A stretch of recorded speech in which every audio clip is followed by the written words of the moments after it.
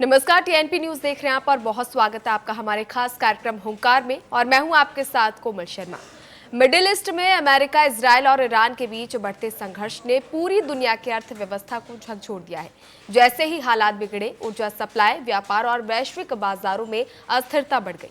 खासतौर पर Hormuz strait के बंद होने से तेल की आवाजाही प्रभावित हुई और इससे कई देशों की चिंता बढ़ चुकी है। भारत भी इस संकट से अछूता नहीं है और इसके असर भी भारत में साफ तौर पर दिखने लगे हैं, क्योंकि भारत अपनी जरूरत का करीब 85% कच्चा तेल आयात करता है।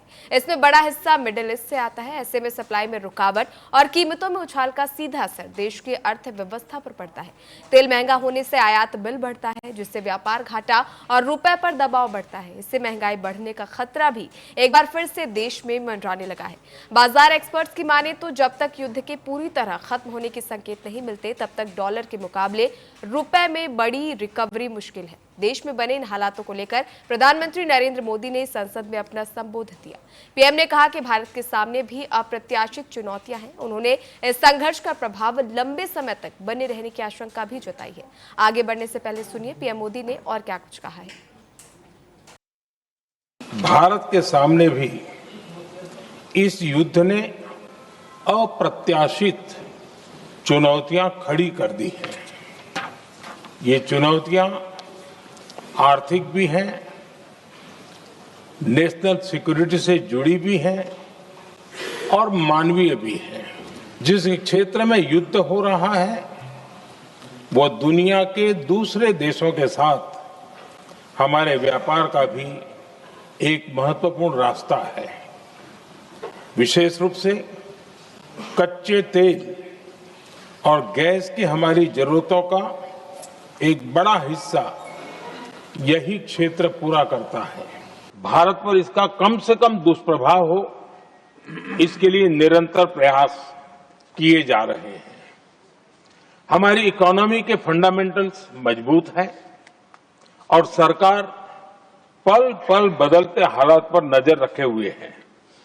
सरकार इसके शॉर्ट टर्म, मीडियम टर्म और लॉन्ग टर्म ऐसे हर प्रभाव के लिए एक रणनीति के साथ काम कर रही है।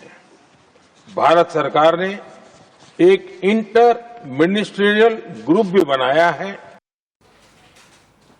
चलिए आज हुंकार में इसी पर विस्तार से चर्चा करेंगे, लेकिन शुरुआत करेंगे कुछ बड़े सवालों के साथ। सबसे पहला सवाल, क्या डॉलर के मुकाबले रुपए की कमजोरी अब लंबी चलने वाली है? क्योंकि जो संकेत मिल रहे हैं युद्ध ना रुकने के, उसके चलते अब ये सवाल सबसे बड़ा सामने आया है। दूसरा बड़ा सवाल, क्या कच्चे तेल की कीमतों में उछाल से देश में महंगाई बेकाबू हो सकती है? क्या देश में महंगाई बम फट सकता है? ये सबसे बड़ा सवाल और इसी को लेकर आम जनता काफी परेशान है। तीसरा और बड़ा सवाल, सरकार आम जनता को महंगाई के इस झटके से बचाने के लिए कितने तैयार है? सरकार की कैसी तैयारियां हैं भविष्य में आने वाली चुनौतियों से निपटने के लिए? इन्हीं सवालों पर आज चर्चा रहेगी और कुछ खास मेहमान हमारे साथ इस चर्चा में जुड़ चुके हैं। हमारे साथ अश्विनी राणा जी जुड़े हुए इकोनॉमिक एक्सपर्ट हैं। अश्विनी जी, बहुत स्वागत है आपका टीएनपी न्यूज पर।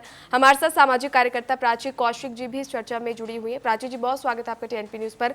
और साथ ही हमारे साथ मध्य प्रदेश से हमारे स्टेट हेड राजेंद्र सिंह जादौन हमारे साथ इस चर्चा में जुड़ चुके हैं। सबसे पहले अश्विनी जी, आपसे समझना चाहूंगी, लगातार हम इस मुद्दे पर चर्चा कर रहे हैं, बार बार हम ये समझने की कोशिश कर रहे हैं कि जिस तरह के हालात मिडिल ईस्ट में बने हुए हैं, भारत में इसका असर जो है कहीं ना कहीं दिखना शुरू हो चुका है, लेकिन आगे भविष्य में किस तरह की चुनौतियां आने वाली है उसको लेकर जनता काफी परेशान है। महंगाई बम जैसी बातें जो है वो सामने आ रही है। नहीं, बिल्कुल। क्या है कि भाई जिस प्रकार ये युद्ध शुरू हुआ था तो उसी समय इसके जो इफेक्ट तो नजर आने शुरू हो गए थे, लेकिन ये भी कहा गया था कि अगर ये लंबा चलेगा तो उसके दुष्प्रभाव जो है आगे और बढ़ेंगे, और वही होता हुआ दिख रहा है। क्योंकि अभी ये युद्ध थमता हुआ नजर नहीं आ रहा, तो उसके कारण से सबसे जो इफेक्टेड पोर्शन है वो एनर्जी है, यानी तेल है, गैस है, जो भी है उसके कारण से वो कम आ रहा है, महंगा आ रहा है, लोगों को मिलने में सप्लाई में कमी हो रही है, तो उसके लिए उसकी कीमतें भी बढ़ रही हैं। हालांकि इंटरनेशनल मार्केट में उसके रेट बहुत ज्यादा बढ़ चुके हैं, लेकिन भारत में अभी फिर भी सरकार ने उसको बढ़ाया नहीं है। ये थोड़ी सी राहत है, लेकिन लोगों ने या इंडस्ट्री ने या बाकी जो जहां जहां हो सकता था इफेक्ट, लोगों ने उसको और उसका इफेक्ट दिखाकर और चीजें महंगी मार्केट में करनी शुरू कर दी हैं। उनका सीधा कहना है कि भाई तेल महंगा हो गया, गैस महंगी होगी।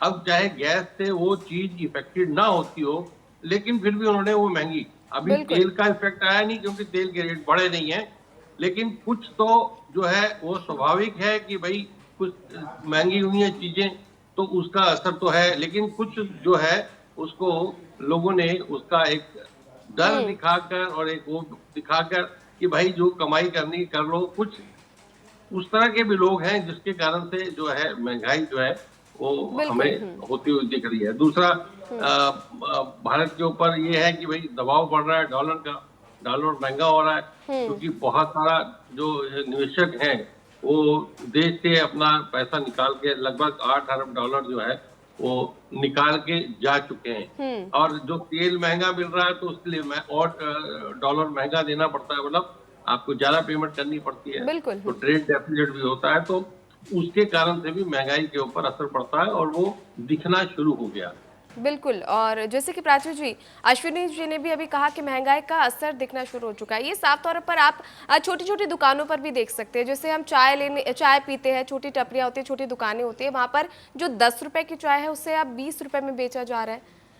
छोटी छोटी चीजें हैं, इन पर कहीं ना कहीं इस तरह की बातें कही जा रही है। इतना ही नहीं, खबरें तो ये भी आ रही थी बीच में, एक जगह पर तो नींबू पानी तक के लिए जो है वो चार्ज लिया गया, गैस चार्ज। तो ये तमाम तरह की सिचुएशन जो है अभी से सामने आ रही है। और इसके साथ ही क्योंकि अब इस युद्ध का आगे भविष्य में क्या कुछ होना है, ये युद्ध कब रुकेगा, कब आगे क्या हालात बनेंगे, एक सबसे बड़ी टेंशन। और इसी बीच क्योंकि भारत की जनता काफ़ी घबराई हुई है अभी महंगाई को लेकर, पहले से लोग काफ़ी परेशान है, अब आगे भविष्य में और चुनौतियां आने वाली है, उसको लेकर कहीं ना कहीं टेंशन जो है वो बढ़ चुकी है।